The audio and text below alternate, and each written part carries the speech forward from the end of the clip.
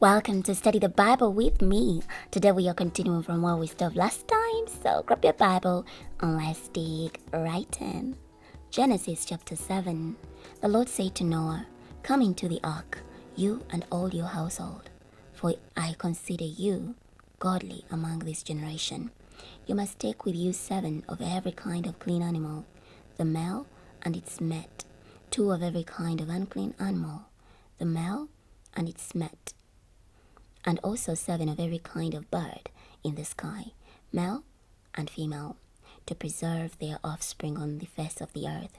For in 7 days I will cause it to rain on the earth for 40 days and 40 nights, and I will wipe from the face of the ground every living thing that I have made." And Noah did all that the Lord commanded him. Noah was 600 years old when the flood waters engulfed the earth. Noah entered the ark along with his sons, his wife, and his sons' wives because of the flood waters. Pairs of clean animals, of unclean animals, of birds, and of everything that creeps along the ground, male and female, came into the ark to Noah, just as God had commanded him. And after 7 days, the flood waters engulfed the earth. In the 600th year of Noah's life, in the 2nd month, on the 7th day of the month, on that day, all the foundations of the great deep burst open, and the floodgates of the heavens were opened. And the rain fell on the earth 40 days and 40 nights. On that very day, Noah entered the ark, accompanied by his sons Shem, Ham, and Japheth, along with his wife and his sons' 3 wives. They entered, along with every living creature after its kind, every animal after its kind, every creeping thing that creeps on the earth after its kind, and every bird after its kind, everything with wings. Pairs of all creatures that have the breath of life came into the ark to Noah. Those that entered were male and female, just as God commanded him. Then the Lord shut him in. The flood engulfed the earth for 40 days. As the waters increased, they lifted the ark and raised it above the earth. The waters completely overwhelmed the earth, and the ark floated on the surface of the waters. The waters completely inundated the earth, so that even all the high mountains and the entire sky were covered. The waters rose more than 20 feet above the mountains, and all living things that moved on the earth died, including the birds, domestic animals, wild animals, all the creatures that swarm over the earth, and all humankind. Everything on dry land that had the breath of life in its nostrils died. So the Lord destroyed every living thing that was on the surface of the ground, including people, animals, creatures that creep along the ground, and birds of the sky. They were wiped off the earth. Only Noah and those who were with him in the ark survived. The waters prevailed over the earth for 150 days. Chapter 8. But God remembered Noah and all the wild animals and domestic animals that were with him in the ark. God caused a wind to blow over the earth, and the waters receded. The fountains of the deep and the floodgates of heaven were closed, and the rain stopped falling from the sky. The waters kept receding steadily from the earth, so that they had gone down by the end of the 150 days. On the 17th day of the 7th month, the ark came to rest on one of the mountains of Ararat. The waters kept on receding until the 10th month. On the first day of the 10th month, the tops of the mountains became visible. At the end of 40 days, Noah opened the window he had made in the ark and set out a raven. It kept flying back and forth until the waters had dried up on the earth. Then Noah sent out a dove to see if the waters had receded from the surface of the ground. The dove could not find a resting place for its feet, because water still covered the surface of the entire earth. So it returned to Noah in the ark. He stretched out his hand, took the dove, and brought it back into the ark. He waited 7 more days. Then he set out the dove again from the ark. When the dove returned to him in the evening, there was a freshly plucked olive leaf in its beak.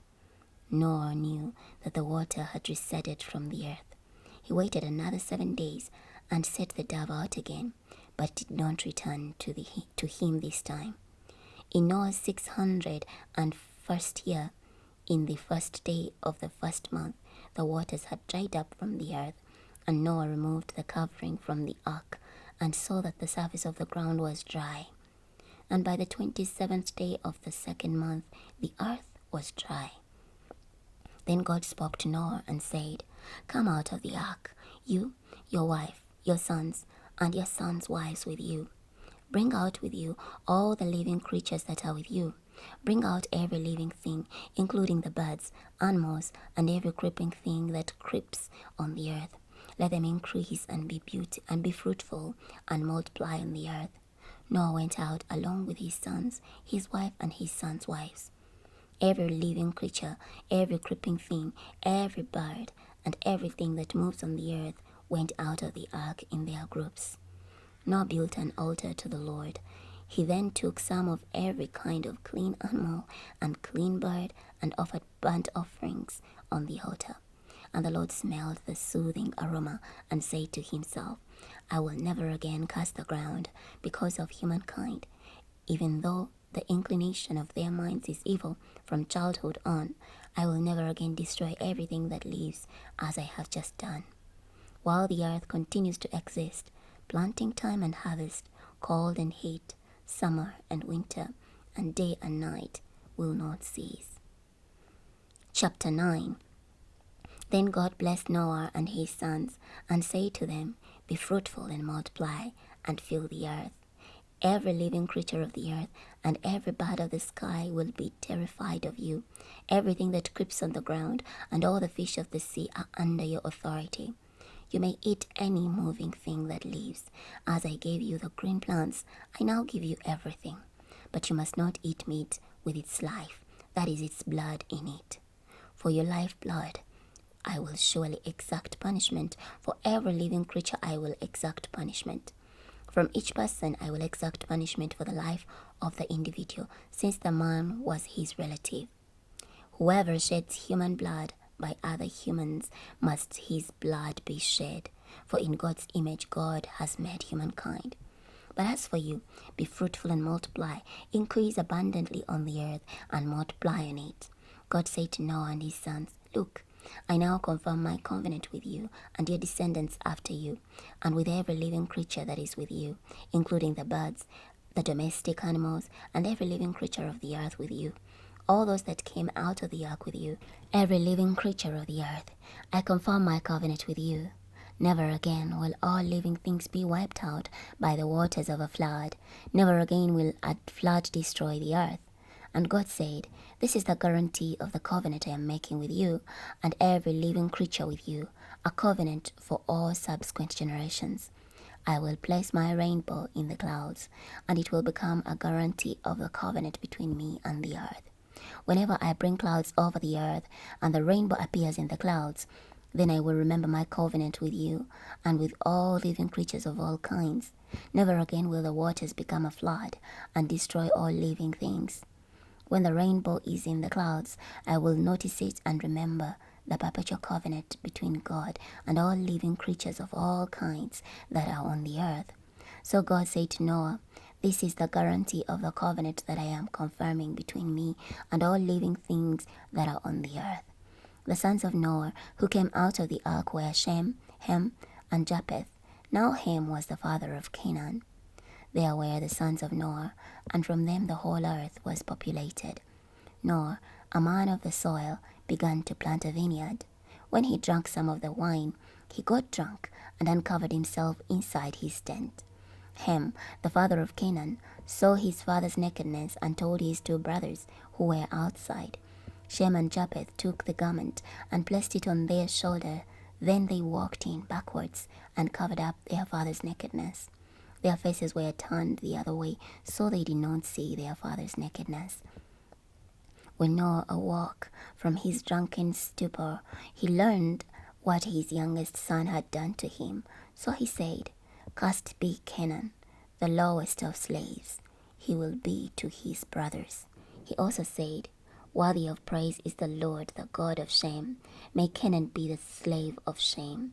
May God enlarge Japheth his territory and numbers. May he live in the tents of Shem, and may Canaan be his slave. After the flood, Noah lived 350 years. The entire lifetime of Noah was 950 years, and then he died. Chapter 10. This is the account of Noah's sons, Shem, Ham, and Japheth. Sons were born to them after the flood. The sons of Japheth were Gomer, Magog, Madai, Javan, Tabal, Meshach, and Tyrus. The sons of Gomer were Ashkenaz, Rephath, and Togarmah. The sons of Javan were Elishah, Tarshish, and Kittim, and the Dodanim. From these, the coastlands of nations were separated into their lands, everyone according to its language, according to their families, by their nations. The sons of Ham were Cush, Mizraim, Put, and Canaan. The sons of Cush were Zebah, Havilah, Septa, Ramah, and Septeka. The sons of Ramah were Sheba and Dedan. Cush was the father of Nimrod. He began to be a valiant warrior on the earth.